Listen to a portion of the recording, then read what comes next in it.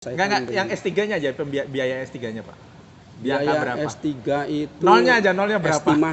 Estimasi biaya itu kalau yang resmi kisaran.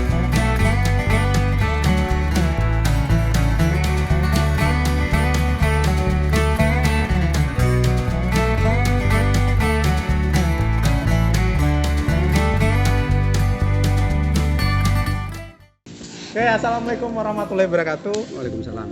Ketemu lagi dengan channel Pengisi Bangku Depan. Hari ini kita kedatangan narasumber yang luar biasa. Soalnya harus tanda tangan kontrak dulu, bayar royalti baru bisa dapat. Oh my god! Wow! Dengan Pak siapa, Pak? Nama-nama? Pak Jajuli. Jajuli. Sekarang sibuk apa, Pak? Sekarang sibuknya ya seperti biasa.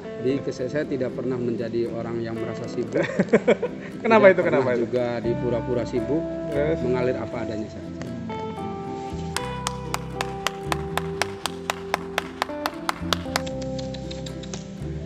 Kuliah udah beres S3. Alhamdulillah di tahun 2020 ini tahun yang penuh berkah karena ini yang diimpikan mungkin bagi seluruh umat manusia di dunia, Kenapa tuh? bahwa minal mahdi ilal lahdi, menuntut ilmu itu dari lahir cerot dilahirkan sampai ceret meninggal dunia. Meninggal itu dunia. wajib menuntut ilmu. Wajib nuntut. Kalau merasa Anda itu muslim. Nah gini Pak, Bapak sekarang katanya nggak ada kesibukan. Bapak tuh sebenarnya siapa sih? Sebenarnya siapa? Maksudnya kerja di mana? Terus sekarang tuh ngajar apa aja? Gitu, gimana Pak? Dalam misi di kehidupan sehari-hari ini, alhamdulillah saya diamanati oleh Allah sebagai ASN yang harus profesional. ASN. Saya itu sebagai PNS guru BK di SMA 1 Sumber. Oh, guru BK. Di Terus? SMA 1 Sumber itu selain guru BK, saya juga sebagai dipercaya Wakasek Humas yang mana membantu kepala sekolah dalam hal berdiplomasi, membantu berkomunikasi dengan dunia di luar SMA, internal maupun eksternal. Jadi pada dasarnya saya itu sebagai pembantu kepala sekolah. Pembantu kepala sekolah. Betul. Oh, pembantu kepala sekolah. Berarti biasanya jadi pembantu, biasanya jadi majikan, Pak. Biasanya. Iya. Oke. Ya, di samping itu Terus samping itu apa pula lagi, Pak? saya juga dipercaya untuk menjadi pengajar di Universitas Muhammadiyah Cirebon. Dosen, Pak? Beneran Di dosen? prodi PGSD. Oke. Lanjut. Di PGSD. Iya. Terus Kemudian- katanya aktif di PGRI juga? Oh iya, saya juga dipercaya juga sebagai pengurus PGRI Kabupaten Cirebon yang membidangi bidang Infokom. Jadi saya sebagai Kabid Infokom, yang mana di PGRI juga saya bertugas untuk menghidupkan majalah Forum Dialektika PGRI yang merupakan wadah aspirasi para guru, Di Kabupaten Cirebon ya? di Kabupaten Cirebon. Bentar, kata Bapak tadi Bapak nggak sibuk, tapi pertama guru BK, Wakasek, tadi apa? Humas, terus dosen di UMC, terus PGRI, terus juga jadi dialektika sebagai persnya PGRI ya. Iya, Nah. betul. Kata Bapak nggak ada kesibukan. Oke, sekarang nanya, kok Bapak bisa kebanyakan situ? Bapak sekolahnya dulu apa aja sih, Pak? Maksudnya sekolah dari awal sampai jenjang studinya apa aja sih, Pak? Oh, Kok iya. bisa sambil kesibukan? Saya studinya mungkin biasa-biasa saja seperti orang-orang seperti biasa. Sekolah SD. SD saya di SD Sindang Jawa 1 Duku Puntang. Kemudian saya melanjutkan ke SMP 1 Sumber. Lulus tahun 88. 88 SMP 1 Sumber tahun 88. Kemudian Belum lahir saya bermigrasi ke Ciwaringin. Iya. Jadi santri. Ya numpang saja, temen masak ikut masak, temen ngaji ikut ngaji, temen tidur di situ saya ikut tidur di situ. Bentar, berarti kan santri, Pak ya?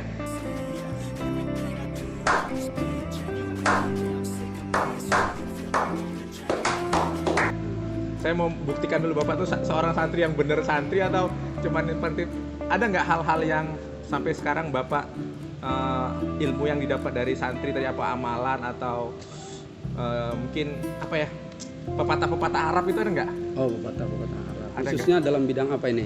Ya dalam bidang yang Bapak dapetin di pesantren tadi. Ya itu tadi utlubul ilma minal mahdi ilal lahdi, bahwa carilah ilmu itu dari semenjak lahir sampai mati. Sampai mati. Jangan pernah menuntut ilmu itu minal mahdi ilal PNS, minal mahdi ilal S1, minal mahdi ilal S2, Oh, iya. minal mahdi ilal S3. Oke, itu tidak. saya percaya bahwa Bapak dulu seorang santri. Oh, jadi menyicipin kehidupan santri juga. Nah, dari santri di MA Ciwaringin ya. Terus lanjut ke Terus saya ke Jakarta, merantau ya. merantau. Di Jakarta itu saya sebagai pedagang, saya sebagai kuli bangunan, saya juga sebagai kadang menjadi pengamen. Yang jelas prinsip saya harus tetap menuntut ilmu, walaupun di Jakarta tidak bermodalkan besar, tidak punya kolega atau keluarga, tetapi tetap saya wajib harus nuntut ilmu dan nuntut ilmu. Nah, itu kuliah di mana tuh? Oleh karena itu saya melanjutkan waktu itu di bahasa Inggris dulu D3. D3. Oh, bahasa Inggris. Kemudian- D3-nya bahasa Inggris. Terus Kemudian lanjut S1 bimbingan konseling yang satu bimbingan konseling. di Terus lanjut. Universitas Indra Prasta Ya, PGRI. Terus lanjut S2 Kemudian lanjut ke S2 manajemen manajemen di Universitas Muhammadiyah Jakarta. Jakarta lah. Dan alhamdulillah di tahun ini mampu menyelesaikan S3 di UMJ juga pada program manajemen pendidikan Islam. Islam. Oh, berarti D3 dapat, santri dapat. Terus apa lagi, Pak? S1 bimbingan konseling, S2-nya manajemen, S3-nya manajemen pendidikan Islam. Ya komplit ya, paket komplit. Ya, Nah, sekarang nih saya bahas S3 dulu, Pak.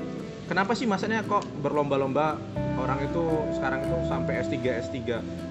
Kan maksudnya ilmu itu kan nggak didapat secara kuliah juga kan, sekarang kan ilmu itu didapat dari media sosial, internet dan sebagainya. Nah, perbedaan S3 sama S1 itu apa bedanya? saya kira tidak ada perbedaan yang mencolok ya, karena itu hanya jenjang saja. Kebetulan pendidikan tertinggi di dunia ini ya hanya S3. Setelah S3 tidak ada lagi. Lagi ya? Tapi saya tetap harus mencari ilmu dari berbagai macam sumber. Jadi, kenapa saya Ambil S3. kuliah sampai S3 itu karena memang ya satu kewajiban seorang muslim, yang kedua memang saya punya amanat dari almarhum dan almarhumah orang tua saya.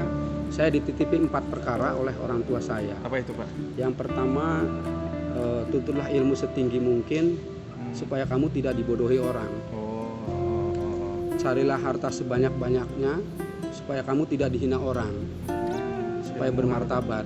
Terus Kemudian jangan pernah menyakiti orang, karena hidup kamu itu perlu teman, perlu orang banyak. perlu orang banyak ya. Iya.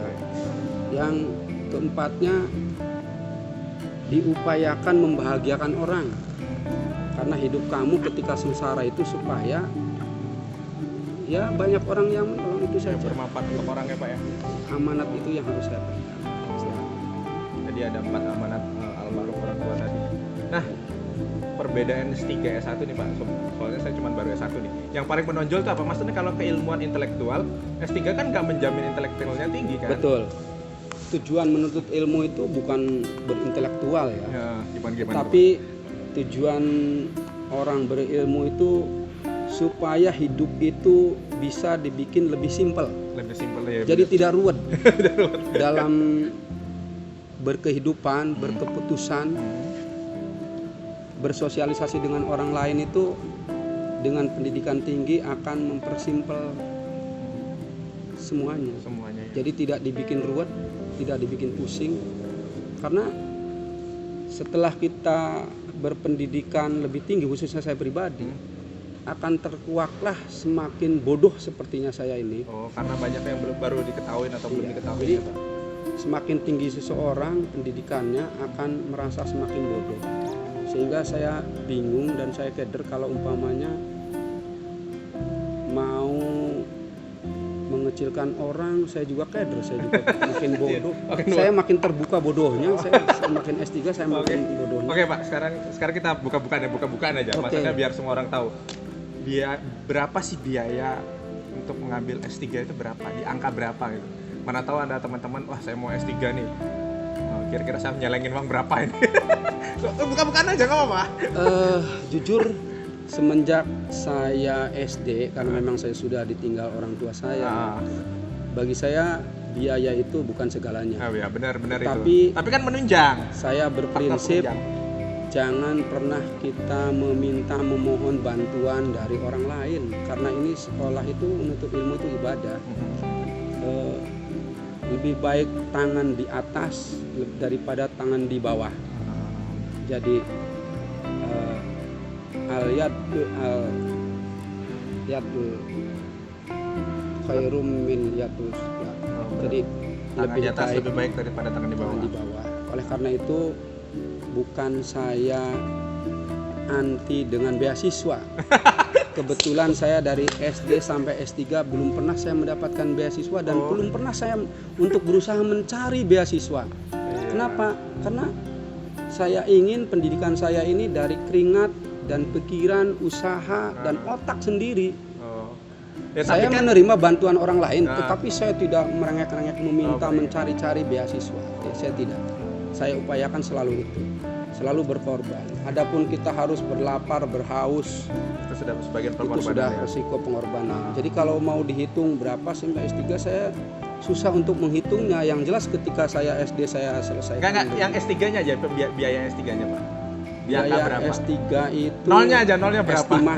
Estimasi biaya itu kalau yang resmi kisaran 135 jutaan lah. Tapi kalau kita ngitung angka nanti kita pusing lah. Ya, pusing lah. Apalagi kita bukan orang kaya. Tapi yang jelas jalani saja dulu. Berjalan ada rezeki itu aja. Itu kan ya. Kita biaya segitu itu baru yang murni yang harus dikeluarkan dan ditentukan oleh kampus. Belum operasional kesehariannya. Apalagi saya kuliah di Jakarta. Bolak-balik. Yang kuliahnya 3 tahun S3 itu kuliahnya tiap minggu berangkat. Sekali berangkat berapa Pak? Dan sekali berangkat itu minimal 500 lah karena transport pulang balik itu kisaran 250-300. Kemudian untuk makan, untuk lain-lain ya 500 satu minggu. Kalau harus kita ngitung 500 satu minggu sebulan saja sudah 2 juta. Nanti berapa? Kalau 3 tahun ya. Kalau cita-cita itu tidak bisa dihitung oleh ilmu matematika yang 1 tambah 1 akan 2. 2 ya. Yang 3 dikurangi 1 itu akan 2. Tapi ada campur tangan Tuhan di dalamnya ya. Tetap kita berusaha dan percaya diri, yakin bahwa kita ada jalannya ya. Siapa yang berjalan di atas jalan Allah, maka Allah akan ada campur tangan Tuhan ya. Oke Pak, sekarang harapan Bapak nih di umur berapa sih Pak sekarang? Sekarang umur saya 48 tahun. 48 sudah tua. Udah lumayan. Iya. Harapan untuk di umur 48 dan selanjutnya nih Pak, misalnya di karir Bapak di ASN, terus atau di PGRI dan sebagainya lah ya. Ya. Tapi bentar, kalau dosen kan sudah diakuin ya Pak? Alhamdulillah dosen saya kan resmi dari Kemenristek-Dikti. Dan umumnya dosen itu harus sertifikasi, juga saya sudah sertifikasi dosen. Berarti sertifikasi guru sudah? Sudah. Sertifikasi dosen sudah? Sudah. Berarti tinggal nunggu ijazah S3. Dan kenaikan pangkat di dosen juga saya normal-normal saja dan lancar-lancar. Pangkatnya sekarang apa di dosen Pak? Di dosen itu insya Allah saya sedang mengajukan ke lektor kepala. Oh, lektor kepala. Jadi di dosen itu kan ada asisten ahli, kemudian lektor, kemudian lektor kepala, kemudian guru besar, setelah itu profesor. Oh, profesor. Oke, harapannya apa Pak? Harapannya ya jadi rektor kan? Saya masih tetap dipercaya di lembaga-lembaga yang saya tempati, baik di PGRI, di SMA Sumber maupun di UMC. Saya tidak punya target yang muluk-muluk, yang jelas ya berjalan seperti air saja. Kalaupun dipercaya saya pegang kepercayaan itu, kalaupun tidak ya saya juga tidak mencari-cari yang aneh-aneh. Oke, tapi harapan ada lah Pak ya, harapan misalnya jadi guru besar. Terus apa kepala? Guru besar itu kan asal kita melalui dengan jenjang yang jelas juga akan nyampe, akan datang dengan kepala sekolah? sebentar lagi. Kepala sekolah ya insya Allah sebentar lagi. Amin, amin. Konon katanya saya sudah mendaftar, Sudah mendaftar ya Pak. tahapan. Sudah melalui tahapan Ya, seleksi berjalan seperti air aja ya. Berarti di kampus juga sudah ada tahapan ya, terbilang mulus lah Pak ya. Terus di SMA juga seleksi kepala sekolah sudah, terus tinggal tahapan yang kedua ya, semoga lulus menjadi kepala sekolah yang bijaksana ya. Nah terus yang kedua Pak, untuk ini mungkin untuk anak-anak didik kita di rumah nih, supaya termotivasi untuk terus berstudi lah, terus belajar sampai dengan S3 lah kata Bapak tadi. Karena kewajiban manusia atau lagi muslim itu menuntut ilmu dari lahir sampai dengan menuju kematian. Nah, motivasinya apa nih Pak supaya mereka termotivasi untuk selalu menuntut ilmu? nuntut ilmu itu sekali lagi wajib bagi setiap muslim ya. Oleh karena itu harus ditekuni dengan benar dan rajin, jauhi kemaksiatan aja. Karena al ilmu nur, ilmu itu cahaya. Ilmu itu Wa nurullahi, dan cahaya Allah itu la yahdil li'asi, tidak akan diturunkan kepada orang yang bermaksiat. asik. Jadi oleh karena itu nuntut ilmu ya jangan dibarengi dengan kebohongan, jangan dibarengi dengan manipulasi, uang jajan, SPP. uang transport, SPP. Tuh SPP ingat tuh, jangan manipulasi. Sudah dihapus sekarang. Sudah dihapus alhamdulillah. tuh, alhamdulillah. Intinya jangan pernah mendolimi diri sendiri. Jangan. Itu merupakan ganjalan untuk masa depan kalian sendiri. Tuh, dengar pesan dari Pak Jajuli tadi, yaitu gunakan waktu sebaik-baiknya, yaitu karena ilmu itu adalah cahaya, terus ilmu itu yang diridhoin Allah ya di jalan yang benar. Jadi jangan sampai melenceng ya Pak ya. Pokoknya ada uang SPP dibayarkan, ada uang buku dibayarkan. Kalau kita sekarang nggak lagi ada uang SPP ya alhamdulillah. Pokoknya jangan sampai nuntut ilmu itu keluar dari koridor kejujuran, gitu Pak ya. Oke, mungkin ada quotes lah Pak, maksudnya supaya greget tuh Pak. Quotes apa kata-kata mutiara yang Bapak pegang sampai sekarang itu? Kata-kata mutiara, saya bukan orang hebat jadi tidak beremas, tidak bermutiara, tidak berintan ya. Yang jelas hidup apa adanya. Hidup apa adanya. Iya. Terus? Jalankan apa adanya. Jalankan apa adanya. Jangan pernah menyakiti orang. Jangan pernah menyakitin orang. Berbuat baiklah Berbuat kepada orang. Berbuat baiklah pada orang, siapa saja ya Pak. Oke gitu ngobrol-ngobrol kita kali ini, yaitu ngobrol tentang pendidikan, yaitu narasumber saya tadi Pak Jajuli, yang mana sudah kita jabarkan tentang pendidikannya, tentang karirnya, terus gimana dia susah payah untuk mendapatkan ilmu sampai S3, studi sampai S3. Semoga kisah Pak Jajuli tadi menginspirasi kalian di rumah, tetap semangat, jaga kesehatan, terus belajar. Terus pesan Pak Jajuli yang sampai saya masih ingat sampai sekarang, tetap belajar tapi di jalur yang jujur. Oke, terima kasih. Assalamualaikum warahmatullahi wabarakatuh. Sip.